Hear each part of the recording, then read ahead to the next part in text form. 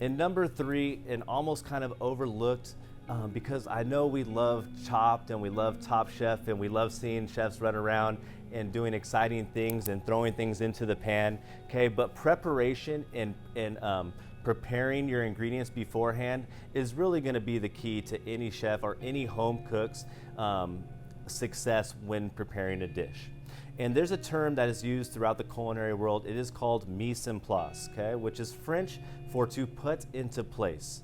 And I encourage all amateur cooks, even professional cooks, to always prepare their dish beforehand while mise en placing, okay? And when I say mise en place, or to put into place, it means that I have all my ingredients all prepared, all chopped, all measured out in individual ramekins ready to go.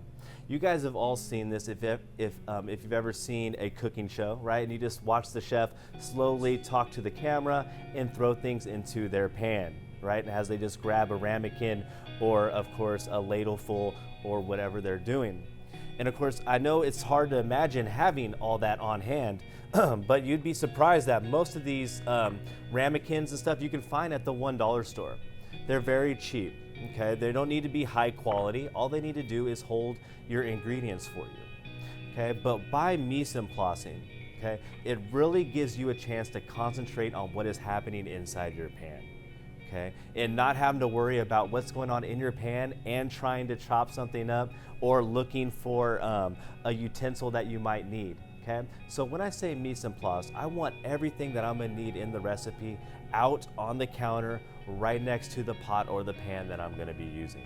Okay, and then of course I'm thinking about a lot of different things when I'm thinking about mise en place. Is my pan or my pot the right size? Do I need a bigger pot or pan? What utensils am I going to need?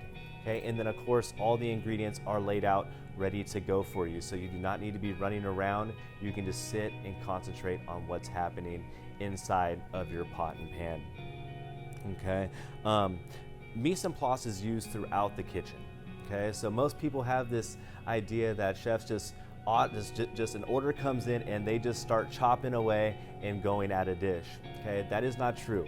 They will mise en place a whole section of the kitchen. So they are simply, when they need to make a recipe, they are simply grabbing and adding to their pot. Okay, just like you see in the cooking shows. So this is a great example of a mise en place that you would have for an Alfredo sauce. Okay, and a good way to do this also is to put the ingredients right in the order that you are going to be using them throughout your recipe. Okay, so when I start reading my recipe, I look at what I will need. I have it all in order by the directions on the order that I will add into the pan.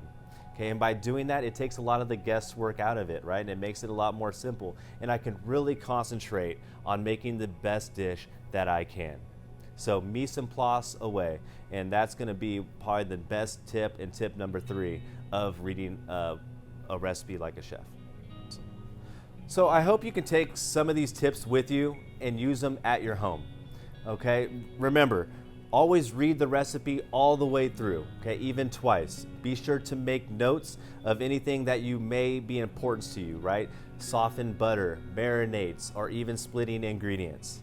Okay. Number 2, you'll want to know, look for doneness indicators, right? Or how long your recipe will take.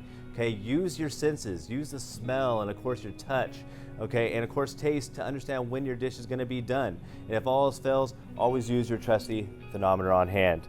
Okay, and number 3 is always mise en place, right? Have all your ingredients ready to go so you do not need to be running around your kitchen looking for things, right? Have all your utensils and equipment ready to go, so all you have to do is really concentrate on what's happening in your dish, okay? I'm thrilled that you guys love to cook. I love to cook. I think it's the most important thing that we can learn as individuals to feed ourselves and feed our families.